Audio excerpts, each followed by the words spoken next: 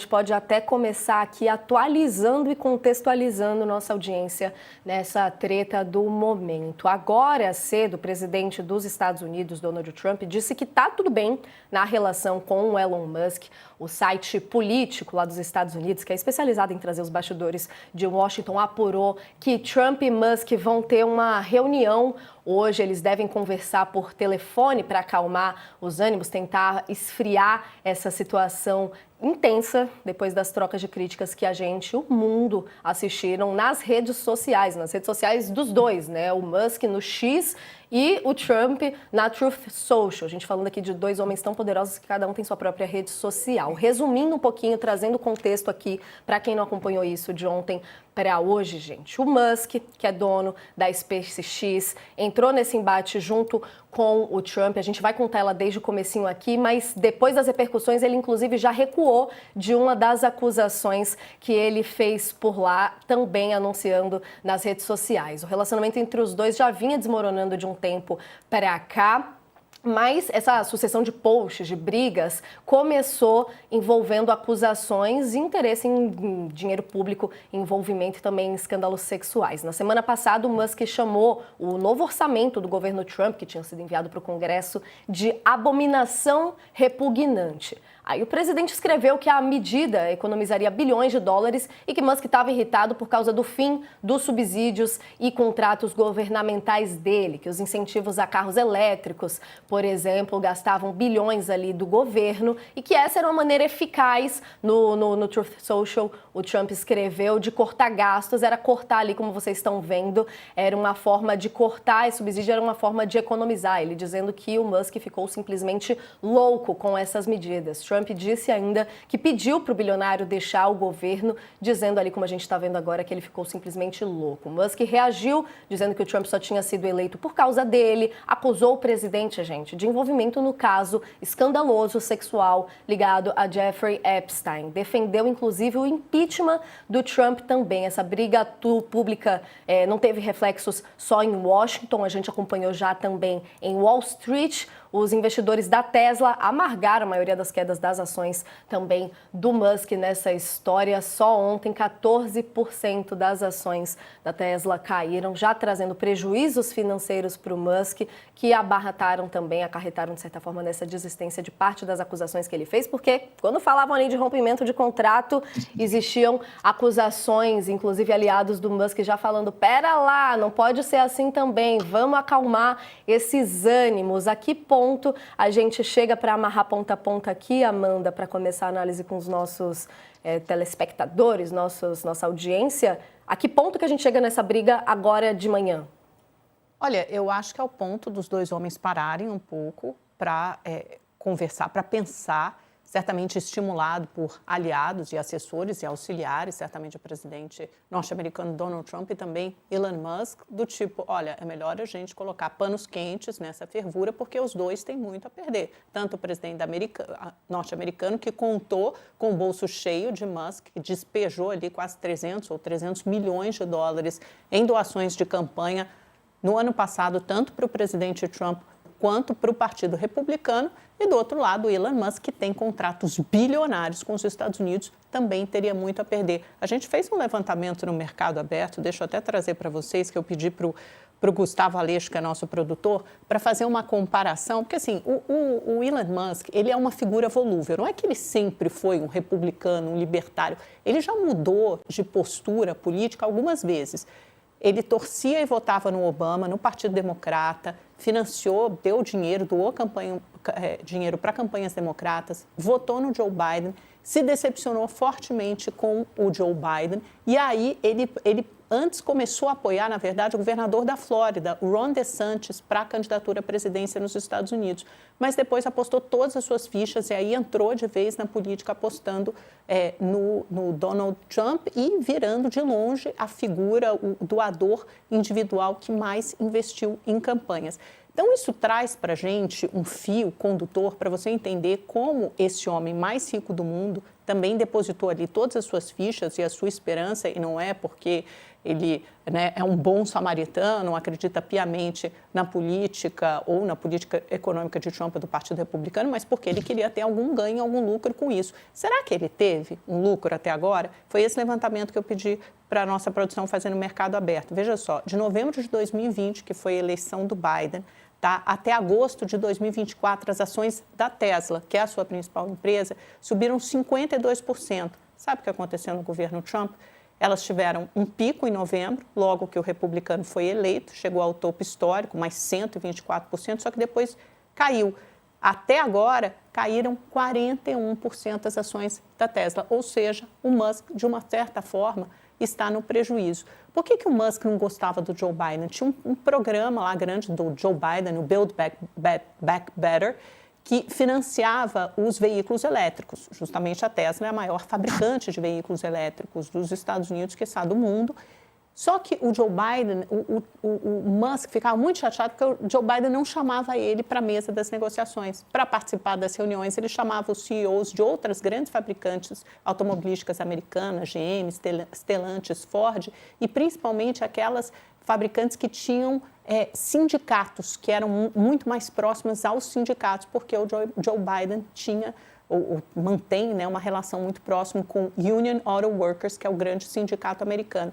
E aí o Musk, apesar do Biden promover todos aqueles planos de financiamento a veículos elétricos, com construção de estações de recarga e crédito fiscal tributário para os americanos que comprassem veículos elétricos, o Musk não se sentia contemplado. O que ele fez? Essa reviravolta de 180 graus na sua política, no seu gosto, no seu apelo político, começou a alimentar esse viés libertário, comprou o X e depois decidiu por apoiar Donald Trump. Por que eu estou contando toda essa história?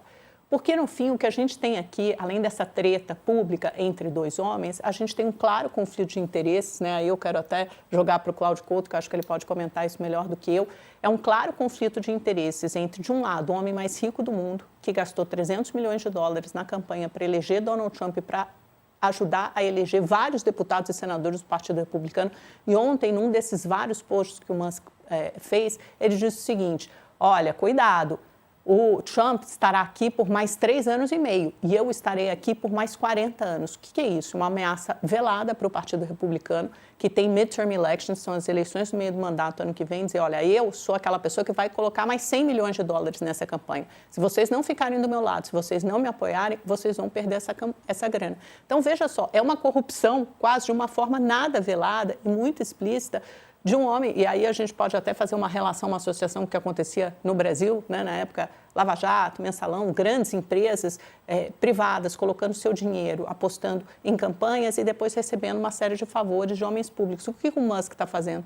Então, quer dizer, alguém depositando milhões de dólares numa campanha e depois esperando de volta favores nada velados, muito explícitos, públicos, na forma de contratos bilionários e uma série de favores e uma série de benefícios para suas empresas, para os seus negócios. Então, não é por ideologia política pura, simplesmente, é por dinheiro, é por negócios. E aí, nesse sentido, os dois homens têm muito a perder. O Trump tem a perder os milhões de dólares de Elon Musk, que sustenta e pode ajudar a eleger muitos candidatos. E esses candidatos é que vão dar maioria nas duas casas, Câmara e Senado, dos Estados Unidos e suporte e apoio político para o Trump. Então, ele tem muito a perder aqui. E o Elon Musk, o que ele tem a perder? Tem a perder um acesso super privilegiado, ele é o favorito, ele é o melhor amigo do presidente, então um acesso privilegiado à Casa Branca e bilhões de dólares em contratos, seja para a SpaceX, para a Tesla e para milhões de outros interesses do sul-africano. Acho que é mais ou menos aí que a gente está. Com certeza, e o buraco é muito fundo, né, professor? A Amanda deu aqui uma bela de uma análise para a gente amarrar a ideia de que no poder não existem amigos, existem interesses. Queria que você destrinchasse para a gente um pouquinho os pontos e o que mais te chamou a atenção nessa troca de acusações que a gente acompanhou nas últimas horas. Olha, acho que a análise da Amanda está perfeita, né? É exatamente disso que se trata, né? Acho que também a gente tem que levar em consideração as duas personalidades, né? Nós estamos falando de duas figuras ególatras, em grande medida, né? Que têm uma autoconsideração por si próprias. E isso acaba se refletindo na dificuldade desse relacionamento. Agora, isso revela também um certo modo de procedimento desse governo atual dos Estados Unidos, do governo Trump, que é de um personalismo imenso. E aí não tem só a ver com a egolatria do Donald Trump, mas tem a ver também com o fato de que ele transforma todo tipo de desavença pessoal, né, ou de discordância política em um espaço para uma retaliação direta e também ela de caráter personalíssimo. Ora, não é porque o presidente discorda, né, ou tem algum tipo de divergência ou algum tipo de rusga com um determinado empresário, que é razoável que o governo saia por aí pura e simplesmente cancelando todos os contratos que tem com ele.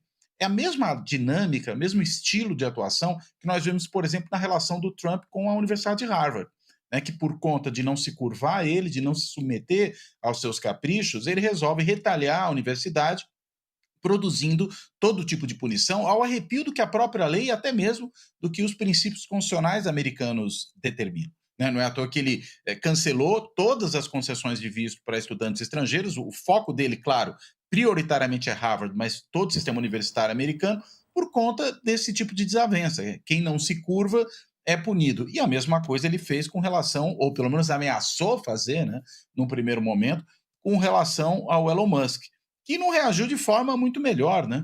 No primeiro momento, inclusive, disse que aquela aeronave, né, que seria utilizada para, inclusive, fazer com que a estação espacial internacional continuasse a funcionar, que fossem levados suprimentos, fossem transportados os astronautas, que ele não faria mais com que esse serviço se fosse prestado. E aí essas pessoas ficariam lá, né, ao Deus dará. E aí depois acabou recuando, percebendo o passo em falso que deu. Acho que esse recuo que nós vemos os dois agora começando a dar, reflete também essa questão, veja, que não passa por nenhum tipo de preocupação de ordem mais republicana, mas que passa, na realidade, pela percepção de que esse é um conflito que pode trazer prejuízos pessoais aos dois. Né? E é por isso que a gente tem esse recuo. Então, é esse estilo de governo que nós temos, inclusive com essa relação aí, essa relação promíscua com certos setores do empresariado e com Elon Musk em particular. E acho que apontou muito bem, né, mesmo essa questão da ameaça do não financiamento dos republicanos nas eleições de meio de mandato, é mais um exemplo desse tipo de personalismo, de promiscuidade e de antirrepublicanismo, não no sentido do Partido Republicano, mas no sentido da coisa pública, que nós vemos aí marcando a conduta dos dois, né, do Trump nessas retaliações personalíssimas, do Musk nessa forma, na prática, de compra do apoio político e do respaldo político do Partido Republicano, dos vários membros do Partido Republicano, por meio do financiamento eleitoral. Não, com certeza, é muito interessante sua análise, professor. Amanda queria complementar aqui também, e eu aproveito também para jogar especificamente um dos tweets finais, o momento que o Musk mais subiu o tom contra o Trump ontem, que foi o momento que ele relaciona Trump ao Epstein, que a gente lembra é justamente um escândalo sexual imenso que existe nos Estados Unidos, existem documentos que nunca foram revelados sobre esse caso, e aí o Musk vai nas redes sociais e escreve: Donald Trump está nos arquivos de Epstein. Essa é a verdade, a verdadeira razão pela qual esses arquivos não foram tornados públicos. O Elon Musk acusando, então, o Trump de envolvimento em um escândalo sexual, de prostituição, de exploração de menores, de tráfico internacional de mulheres aqui, né, Amanda? Ele subiu muito o tom nesse momento também e creio eu que esse ponto especificamente é muito difícil até de abafar e dizer que vai ficar tudo bem, né? Porque eu acho que essa é uma senha, né, professor, também para a direita americana, porque existe uma grande teoria conspiratória do subterrâneo da internet em torno dessa figura, que é o Jeffrey Epstein, que, na verdade, tem todo um escândalo aí sexual ligado à pedofilia. Então, quando você fala esse nome, Epstein, nos Estados Unidos, você imediatamente imagina pedófilo. E aí tem fotos do Donald Trump que frequentaram, porque afinal de contas esse cara era um bilionário que até ser preso e se enforcar, ele se suicidou na prisão, ele frequentava a alta roda de Nova York e da Flórida, a mesma alta roda que o Trump frequentava e a mesma alta roda que presidentes americanos frequentavam também. Então tem fotos do Epstein, por exemplo, com o Trump, na mesma foto, na mesma balada, né? Na mesma festa, ao lado da Melania, eles muito mais jovens. Não quer dizer que eles tivessem uma relação imediata, mas também havia uma promessa no início do mandato de Trump de abrir todos esses arquivos, que seriam arquivos secretos, a procuradora-geral Pam Bondi anunciando isso aos quatro ventos, e quando esses files, esses arquivos foram revelados, vieram a público, houve um choque, uma verdadeira decepção na direita americana, porque eles diziam, poxa, mas isso aqui é mais do mesmo, todos esses files aqui, esses arquivos já eram públicos. E aí existia na direita sempre aquela ameaça, porque o Bill Clinton está envolvido, uma série de milionários americanos supostamente estariam envolvidos com o Epstein. E aí ele joga no ventilador, o Elon Musk, justamente, olha, isso não foi tornado público porque tem coisa do Trump que deixou a pulga atrás da orelha da direita. E outra coisa, só para complementar o que o professor Cláudio Couto falou anteriormente, eu acho que essa forma do governo Trump, de alguma forma, de alguma maneira, monetizar, da mesma forma que você monetiza nas redes sociais, mas monetizar a sua presidência da República está cada vez mais claro, desde a sua campanha, né, e muito desabridamente agora, e sem ninguém, nem judiciário, nem Congresso, capaz de impor um freio. Ele fez esse périplo, essa rodada pelos países árabes, pelos países do Oriente Médio, recebeu um avião, né, de 400 milhões de dólares de presente do governo do Catar. Se isso não impõe claramente um conflito de interesse, fora todas as histórias em torno dos criptoativos, da criptomoeda do presidente Trump e as várias empresas abertas pelos seus filhos, que também aí depois, ou seu genro, e voltam, o Jared Kushner, e depois voltam para esses mesmos países árabes e são secundadas, têm dinheiro, financiamento dos fundos desses países. Essa promiscuidade entre presidência americana, que se tornou, na verdade, um grande balcão de negócios. E eu fico muito estarrecida, estupefada, como ninguém vem parar, porque a gente conheceu muito aqui, conhece nos países latino-americanos esse tipo de escândalo. Só que ali nos Estados Unidos, ele está fazendo abertamente para todo mundo ver.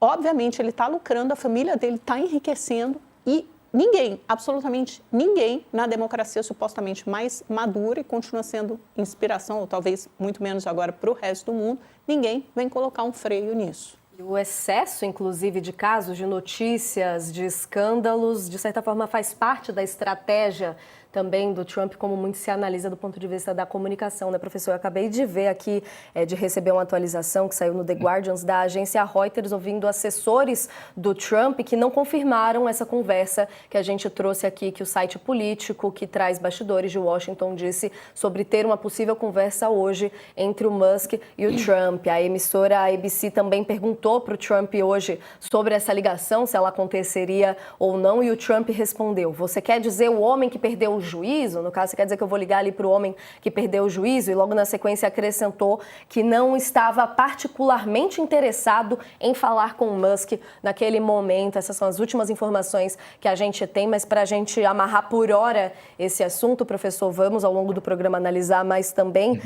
Queria entender nesse ponto que o senhor estava explicando para a gente de atuação do Trump quanto a discordâncias e retaliações ali de aliados.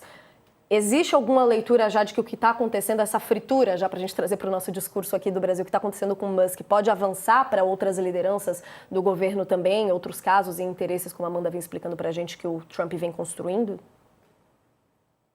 Eu acredito que sim, acho que pode avançar, né? A gente nota que é muito frequente, né, nessas lideranças populistas de extrema-direita e nos movimentos que elas lideram, uma certa autofagia. A gente viu isso aqui também no bolsonarismo, está vendo agora, por exemplo, na relação do Jair Bolsonaro com a Carla Zambelli, né, que fugiu do país e que, na realidade, está sendo simplesmente deixado ao relento pelo bolsonarismo. Isso aconteceu antes com o Bebiano, aconteceu com o Alexandre Frota. A lista é grande, né? A gente poderia fazer uma lista imensa. E a tendência é que esse tipo de coisa aconteça também, de alguma forma, no trumpismo. Ocorreu já há um tempo atrás, no mandato anterior de Trump, com relação ao Steve Bannon, que agora acaba sendo reabilitado, volta ali a ter proximidade com o Trump. Inclusive, é interessante que o Bannon é alguém que, desde o começo desse segundo mandato do Trump, foi muito crítico ao Elon Musk, né? Disse que Elon Musk era uma pessoa muito pouco digna de confiança, né? Fez ataques pesadíssimos, deve estar se regozijando agora.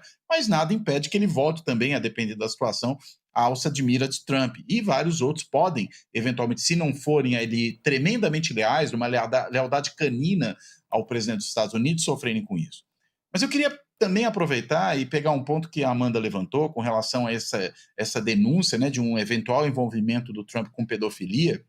A ironia que se contém aí, né? Porque as acusações, né, que a extrema-direita americana fazia e que o trumpismo particularmente fazia ao Partido Democrata, era justamente que o Partido Democrata que tinha esse envolvimento. A gente pode lembrar daquele famoso caso do Pizzagate, né? Que haveria ali uma pizzaria em Washington, na qual os democratas, gente ligada a Hillary Clinton, teria ali uma série de cerimônias ou de rituais pedófilos no porão da pizzaria. Houve até a ocorrência de um cidadão americano que foi lá armado à pizzaria, ameaçou as pessoas da pizzaria, acreditando que aquele tipo de história maluca fosse verdade. Então, a pedofilia é interessante como ela aparece também nessas narrativas da extrema-direita, sempre como uma questão relevante. A gente vê isso aqui no Brasil, por exemplo, com a ex-ministra, hoje senadora Damares Alves, né, que faz menções a possíveis casos de pedofilia na Ilha de Marajó, inventa umas histórias malucas de arrancar dentes de crianças por conta disso e por aí vai. Ou seja, é um tipo de narrativa muito frequente nesse discurso da extrema-direita. Então, quando alguém, mesmo que seja também do campo da extrema-direita, usa isso contra o outro, está realmente criando ali um problema, né, um ruído, né, uma dissonância cognitiva que tende a causar problemas, tende a causar dificuldades. Ele sabe que botões apertar, né, professor, esse negócio da pedofilia, porque, na Exatamente, verdade, é a ponta mais vulnerável, mais suscetível da família, que é o bem maior protegido pela direita, no discurso da direita. Por isso, a pedofilia, acho que pega nesse ponto nevrálgico aí, sensível e desperta toda essa Moral repulsa, a moral, né? Pega na moral. O que pode ser pior do que atacar a inocência das nossas crianças, né? E quando isso é usado contra a própria direita, aí acontece essa dissonância cognitiva a qual o professor se referiu. Pulo do gato ali vindo internamente, né? A ver como vai escalar nas próximas horas. Experimente do seu próprio veneno, né? Em português, claro, é isso.